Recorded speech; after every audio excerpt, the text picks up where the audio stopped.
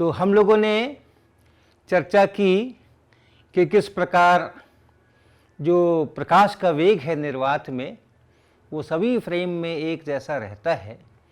ये प्रयोगों से भी निकला और जो मैक्सवेल के इक्वेशंस हैं उनसे भी निकला, और इस तथ्य को लेते हुए आइंस्टीन ने ये दो पोस्टुलेट्स बनाए जिनकी हमने पिछली बार चर्चा की।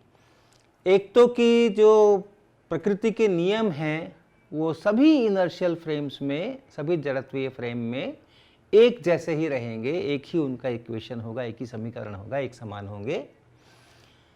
और जो प्रकाश का वेग है निर्वात में वो सभी जड़त्वीय फ्रेमों में बराबर होता है। इसको मान करके ही आगे की थियोरी डेवलप करनी है। तो वैसी हालत में हमें गैलीलियन ट्रांसफॉर्मेशन को तो बदलना पड़ेगा, क्योंकि गैलीलियन ट्रांसफॉर्मेशन के अनुसार ऐसा तो नहीं हो सकता है। तो उसकी जगह क्या, तो जो नया ट्रांसफॉर्मेशन इक्वेशंस का सेट बनता है जिसमें ये चीज़ होती है और ये चीज़ होती है, उसको हम लोग कहते हैं लॉरेंज ट्रांसफॉर्मेशन।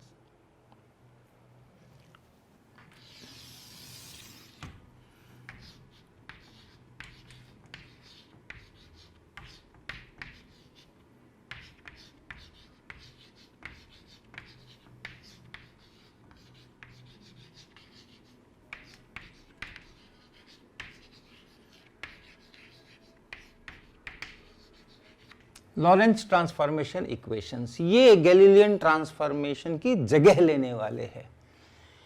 तो हम फिर वही एस और एस प्राइम की बात करेंगे। एस प्राइम एस की अपेक्षा एक्स दिशा में वी वेलोसिटी से चलेगा और एक्स और एक्स प्राइम एक्सिस बराबर एक ही लाइन पर होंगे और वो स्लाइड करेंगे एक दूसरे के ऊपर। वाई एक्सिस जो हैं वो समानांतर होंगे, जेड एक्सिस दोनों के समानांतर होंगे, जैसा हम हमेशा लेते आए हैं वैसा ही होगा। तो सारा मोशन एक्स डायरेक्शन में है, वाई और जेड डायरेक्शन में किसी प्रकार का कोई दोनों फ्रेम्स के बीच में मोशन नहीं है। तो हम ये उम्मीद करेंगे कि वाई में और जेड में उसमें कोई इक्वेशंस में परिवर्तन नहीं होगा। गैलीलियन ट्रांसफॉर्मेशन के समय था वाई प्राइम बराबर वाई, जेड प्राइम बराबर जेड, वैसा ही यहाँ भी होगा। इसको हम और पीछे से भी साबित कर सकते हैं। ये प्रकृति के नियमों का स्वरूप सभी जड़त्वीय फ्रेमों में एक समान होता है। इसका उपयोग करके हम उसको साबित भी कर सकते हैं, लेकिन यहाँ हम इसको लेकर चलते हैं। और x जैसे x प्राइम था x माइनस वी टी, तो x प्राइम में x भी है और t भी है। जो गैलीलियन ट्रांसफॉर्मेशन में था x प्राइम बराबर x माइनस वी टी, तो x प्राइम के एक्सप्रेशन में x भी आता है और t भी आता है। तो इसी प्रकार हम ये भी सोच कर चलेंगे कि जो t प्राइम का एक्सप्रेशन होगा उसमें भी x भी आएगा और t भी आएगा। तो हम शुरुआत यहाँ से करेंगे। हम मानकर चलेंगे कि जो x प्राइम है, जो पहले x माइनस वी टी होता था, उसमें x रहेगा, t रहेगा, तो उसको हम लिखते हैं ax प्लस bt। अभी हम देखेंगे कि a का क्या मान होना चाहिए, b का क्या मान होना चाहिए। अगर ये गैलीलियन ट्रांसफॉर्मेशन होता तो a का मान 1 होता, b का मान माइनस v होता। अभी हम देखेंगे कि इसका क्या आने वाला है। y प्राइम और z प्राइम हम मान करके चलेंगे कि y प्राइम बराबर y है, z प्राइम बराबर z है, और t प्राइम के लिए हम मानेंगे, t प्राइम के लिए कि ये बराबर है कुछ let's say D X plus कुछ एफ टी। ये सब कांस्टेंट्स हैं, ए बी डी एफ, ये सब कांस्टेंट्स हैं। ये कांस्टेंट्स किस पर डिपेंड करेंगे? जो फ्रेम की वेलोसिटी है, एस प्राइम फ्रेम की जो वेलोसिटी है एस के प्रति, उस पर ये डिपेंड करेंगे। जैसे b अगर गैलीलियन ट्रांसफॉर्मेशन होता तो ये माइनस v होता।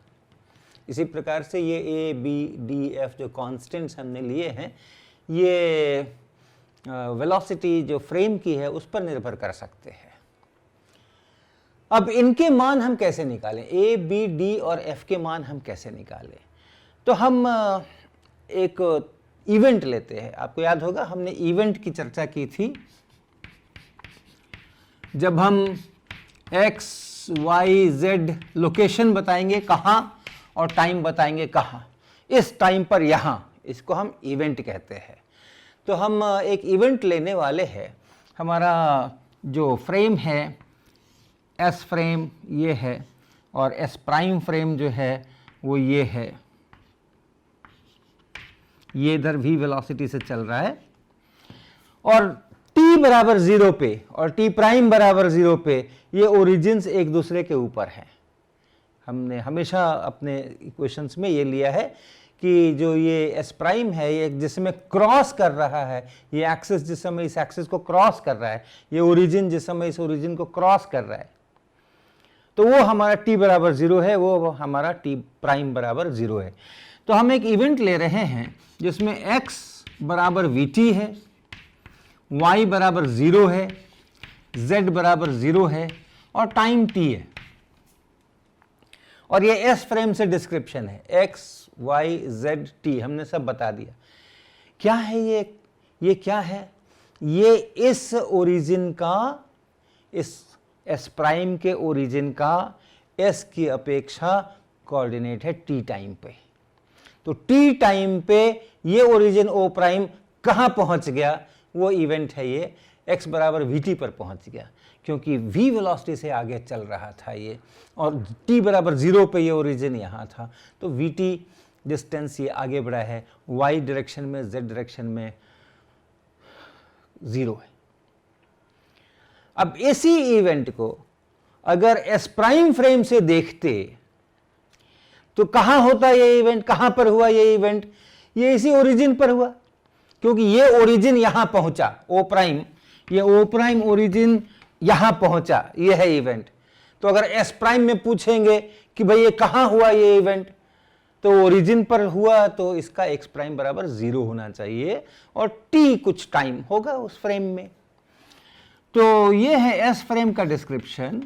और एस प्राइम फ्रेम का अगर डिस्क्रिप्शन देखें तो ex prime should be 0, why should be 0, Z should be 0 और टी का कुछ वैल्यू टी प्राइम होगा।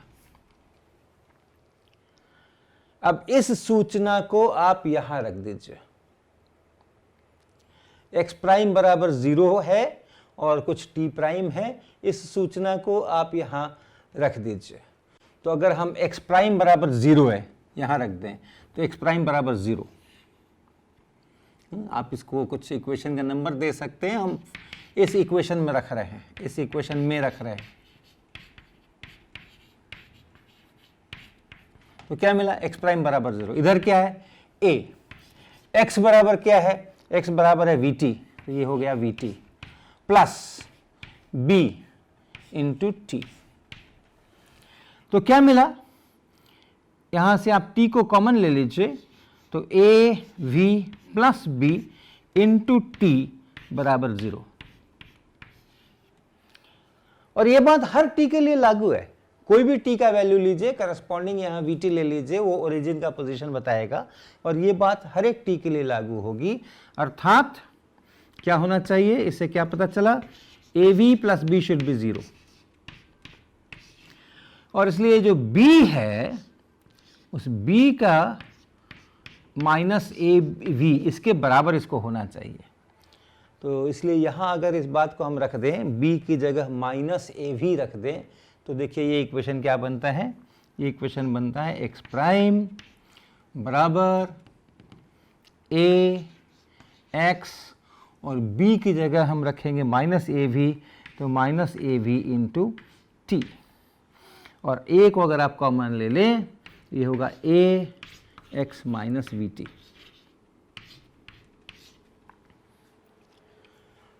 तो हमें एक कांस्टेंट से तो मुक्ति मिली, हमारा x प्राइम हमेशा इस तरह का होना चाहिए, a into X minus V T, इस प्रकार का ये होना चाहिए। तो इसको हम दोबारा यहाँ लिख लेते हैं, x प्राइम बराबर a x minus V T, x prime बराबर a x minus V T और y प्राइम और z प्राइम में परिवर्तन नहीं है, y प्राइम बराबर y, z प्राइम बराबर z और t प्राइम यानी t prime dx plus F T, dx plus F T. a, d और f इनके मान हमें प्राप्त करने हैं और इसके लिए हम एक इवेंट्स लेंगे। मान लें जो x एक्सेस और y एक्सेस जिस समय s फ्रेम के और s प्राइम फ्रेम के कोइंसाइड कर रहे हैं, यानी जिस समय में ठीक यहाँ क्रॉस कर रहा है, ये s प्राइम फ्रेम जिसमें ठीक क्रॉस कर रहा है ओरिजिन पे, o प्राइम o के ऊपर ही है, उस समय सोचिए कि यहाँ से एक प्रकाश की तरंग फैलती है सभी तरफ। तो आप मान लें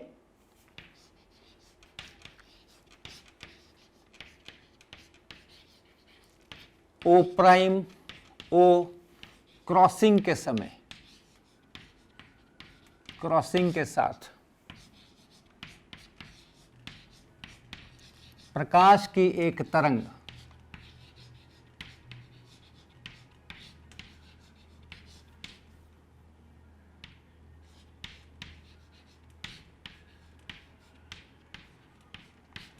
इस ओरिजिन से O या O प्राइम से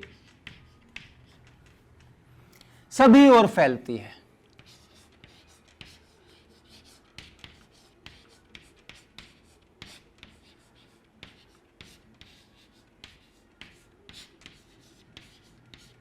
सभी ओर फैलती है, समय बीतता है, तरंग दूर दूर तक पहुंचती है। तो अब देखिए हम 3 इवेंट्स यहां लेने वाले हैं और 3 इवेंट्स में से हमारा पहला इवेंट है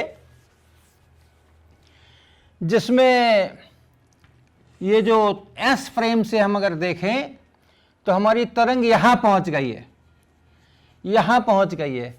कब पहुंचेगी? यहां t समय में पहुंचेगी और t समय में प्रकाश की तरंग कितनी दूर चलेगी? ct दूर चलेगी। इसलिए ये जो डिस्टेंस होगा ये ct डिस्टेंस होगा।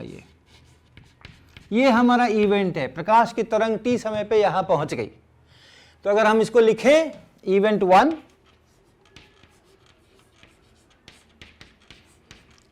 तो इस इवेंट का x कोऑर्डिनेट कहां पर ये इवेंट हुआ? ct पे, y 0, z 0, कब?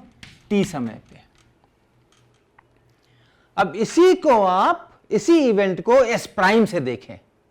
s प्राइम में क्या हो रहा है? ये तरंग यहां पहुंची है, इसको s प्राइम से भी देखा जा रहा है। तो s प्राइम से अगर देखा जा रहा है तो कुछ टाइम उसका और होगा t प्राइम, और उतनी देर के अंदर में वो c इंटू टी प्राइम इतना दूरी चलेगी। तो पहले हम ट्रांसफॉर्मेशन इक्वेशन से लिखें उसको। x प्राइम क्या होगा?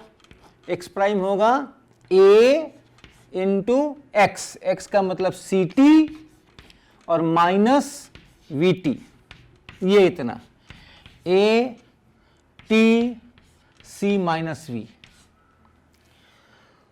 और t प्राइम को अगर हम यहां से लिखें t प्राइम, तो t प्राइम बराबर है d इंटू एक्स यानी d into c into T और plus F T.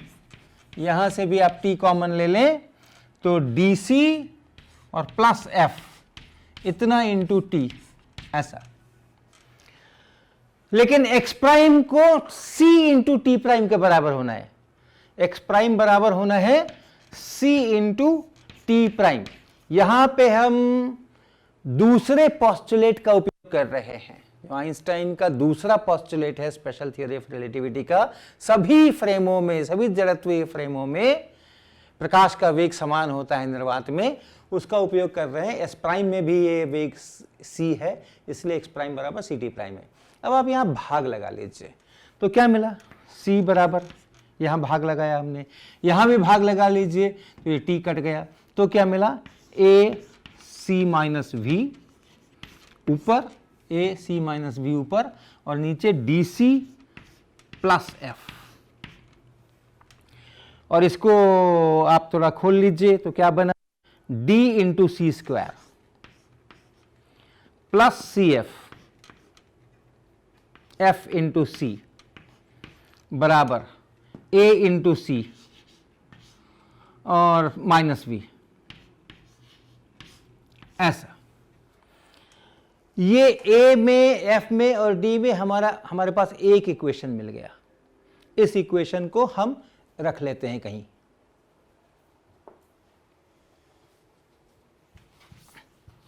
D into C square और प्लस एफ इंटू सी बराबर ए सी और माइनस वी। ये हमारा पहला इक्वेशन हमें मिल गया।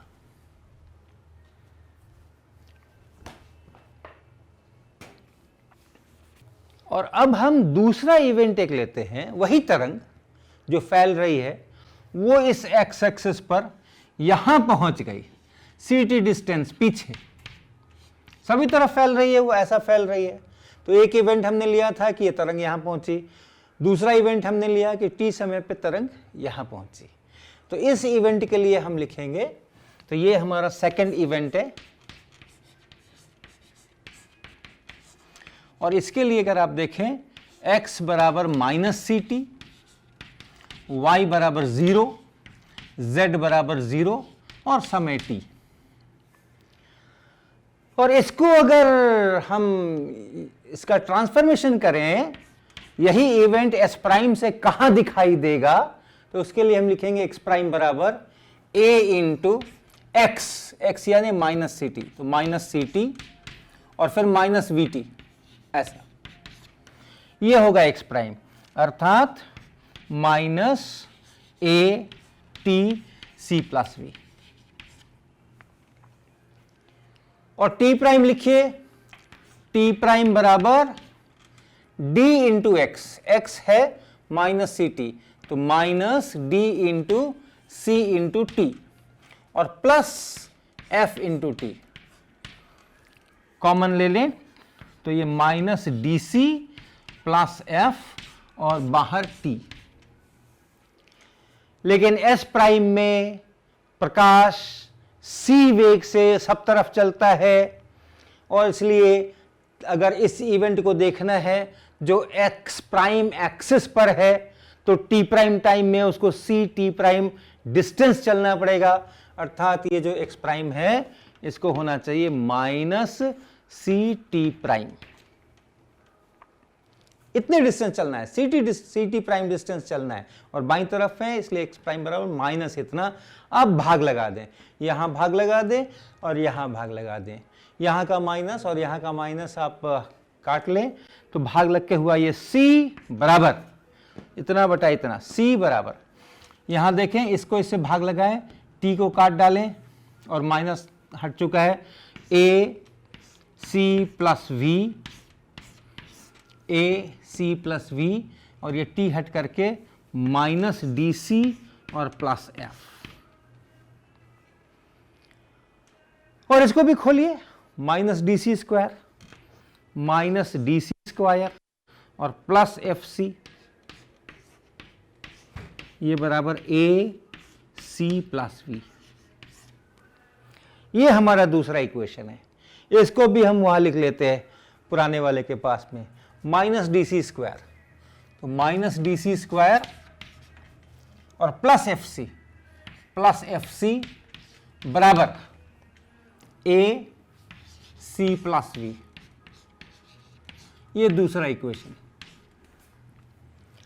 और एक इक्वेशन हमें और चाहिए, क्योंकि 3 अननोन क्वांटिटीज हैं, हमें a का भी मान निकालना है, d का भी मान निकालना है, f का भी मान निकालना है। तो एक और इक्वेशन चाहिए, इसलिए हम एक और इवेंट लेंगे। और इस बार का हमारा इवेंट है कि t समय पे जो तरंग फैलती है तो यहां कहीं पहुंच रही है, t समय पे यहां पहुंच रही है, ct डिस्टेंस ऊपर पहुंच रही है, सब तरफ फैलना है इसको। t समय पर यहां भी पहुंचना है, t समय पर यहां भी पहुंचना है, t समय पर यहां भी पहुंचना है, सब तरफ फैलना है। इस इवेंट को देखें, इस इवेंट को देखें कि t समय पर ये यहां पहुंच गई है, तो ये इवेंट 3 है।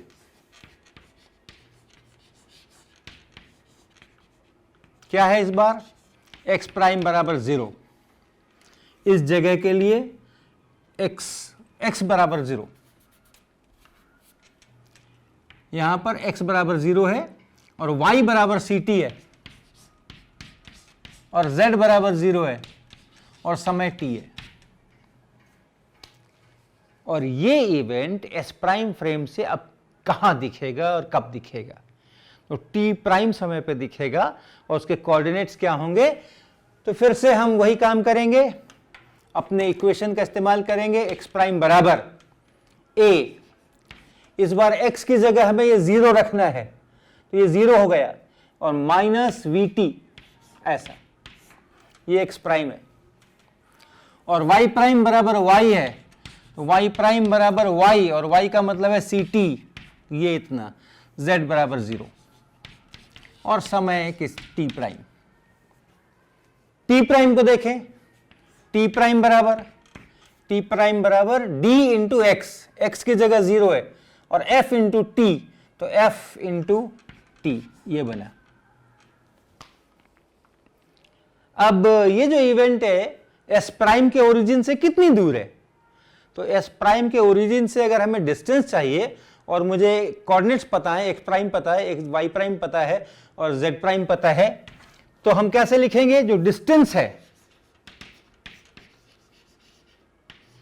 From o prime in s prime, s prime में देख रहे हैं हम। अब ये जो डिस्टेंस है, वो डिस्टेंस अगर d है, तो d का जो स्क्वायर होगा वो होगा x प्राइम का स्क्वायर प्लस y प्राइम का स्क्वायर प्लस z प्राइम का स्क्वायर, और वो कितना बनेगा?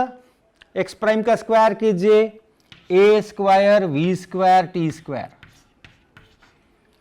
प्लस y प्राइम का स्क्वायर कीजिए, c square t square, z prime बराबर 0 है, तो ये इतना डिस्टेंस का स्क्वायर बना।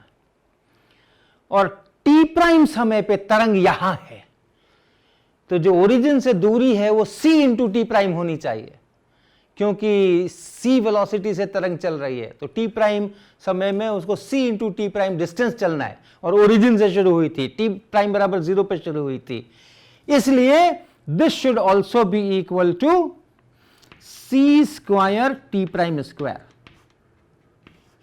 ये इसको इतने के भी बराबर होना पड़ेगा, c square T prime square, और t प्राइम हमारा है f इंटू टी, तो इसलिए ये बराबर हो गया f स्क्वायर c स्क्वायर और f स्क्वायर और t स्क्वायर।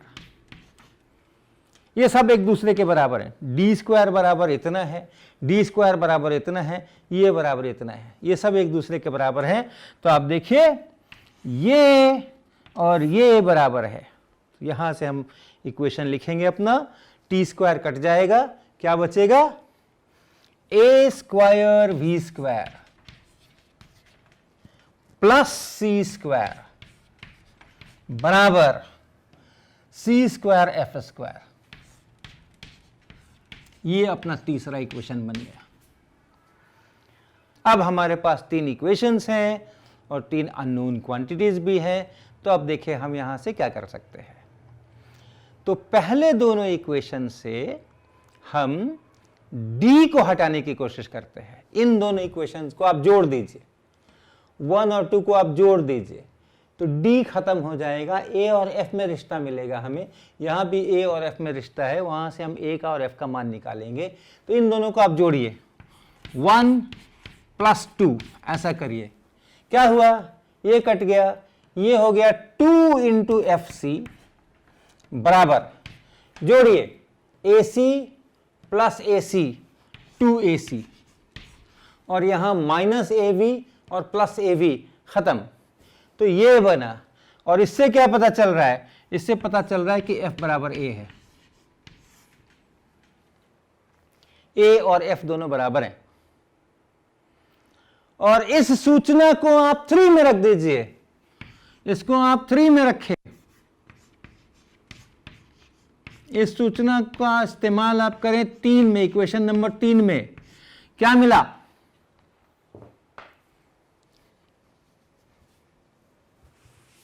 क्या मिला?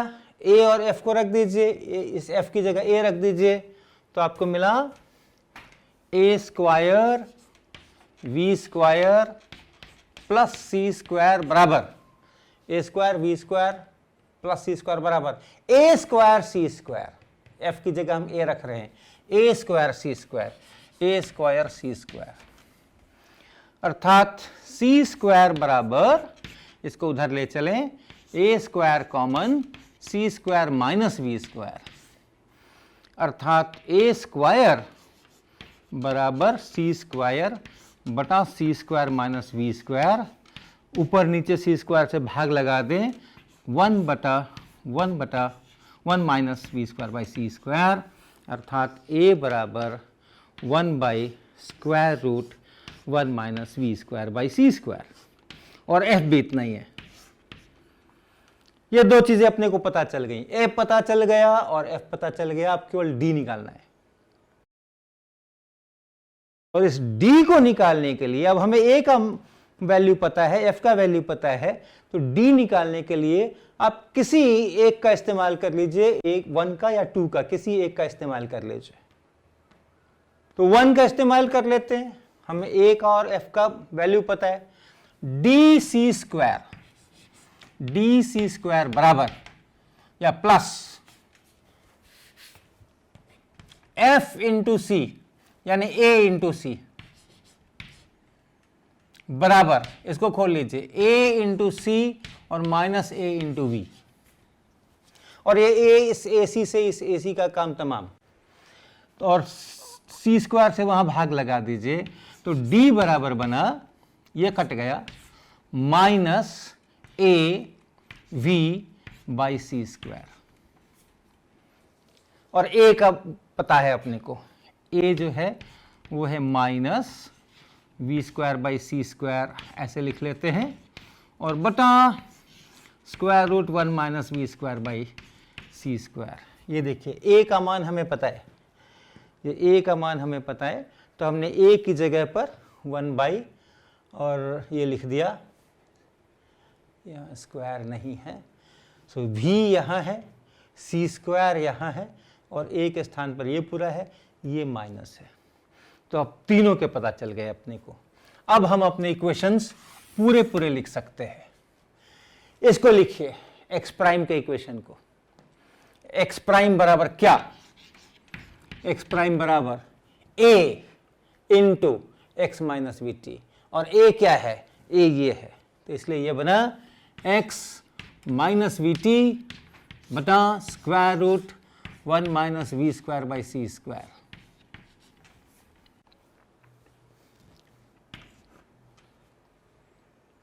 ये एक्स प्राइम बना। इसके बाद आए वाई प्राइम, वो तो ठीक है, वाई प्राइम बराबर वाई है, जेड प्राइम बराबर जेड है। टी प्राइम बराबर डी इंटू एक्स, डी यहां है देखिए, डी इंटू एक्स करेंगे तो X V by C square, और नीचे ये डी इंटू एक्स आने वाला है, और एफ इंटू टी, एफ ये है, तो इसको अगर आप लिखें D X minus F T, ये D X plus F T, D X plus F T लिखें, तो डी के स्थान पर है minus V by C square, और नीचे square root 1 minus V square by C square into X, और प्लस एफ इंटू टी, और एफ देखिए एफ यहां पर है, तो ये है plus T divided by square root 1 minus V square by C square. और इसको एक जगह इकट्ठा कर लीजिए और टी प्राइम का पूरा एक्सप्रेशन लिखिए, तो ये है टी माइनस इतना, T minus V X by C square, और पूरे का बटा 1 minus V square by C square. अब हमारा पूरा काम खत्म हो गया। ये जो है यही है लॉरेंज ट्रांसफॉर्मेशन, इसी को कहते हैं हम लॉरेंज ट्रांसफॉर्मेशन।